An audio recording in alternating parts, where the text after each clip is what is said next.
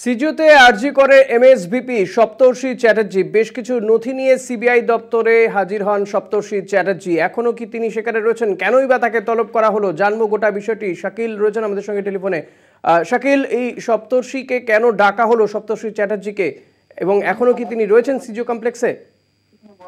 তোমাকে জানিয়ে রাখবো, আজিকল মেডিকেল কলেজের যে তরুণী চিকিৎসক পুনঃ দর্শন যে ঘটনা ঘটে, তারপরে কিন্তু নূতন এমএসভিপি সপ্তর্ষি চ্যাটার্জি তিনি কিন্তু আজকে সল্টলেক সিজিও কমপ্লেক্সের সিবিআই দপ্তরে তিনি কিন্তু আসেন এবং সঙ্গে কিন্তু বেশ কিছু নথিপত্র নিয়ে তিনি সিবিআই দপ্তরে আসেন। এর সঙ্গে দুই মহিলাও আসেন, মূলত তারা কর্মরত ওই আজিকল মেডিকেল কলেজের। তাদের হাতেও কিছু বেশ নথি ছিল, সেই সব নথি কিন্তু ইতিমধ্যেই তদন্তকারী অফিসাররা সেই নথি খতিয়ে দেখার কাজ শুরু করেছে এবং তাদেরকে জিজ্ঞাসাবাদ করা হচ্ছে।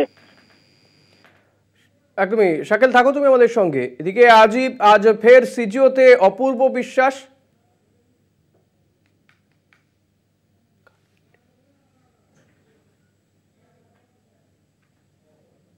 coming out there for submitting some documents. I think investigation বলে কি ডকুমেন্টস জাস্ট বলতে পারছি না দাদা, দুজন পিজিটি এইটা বলতে পারছি না ওনাদের সঙ্গে।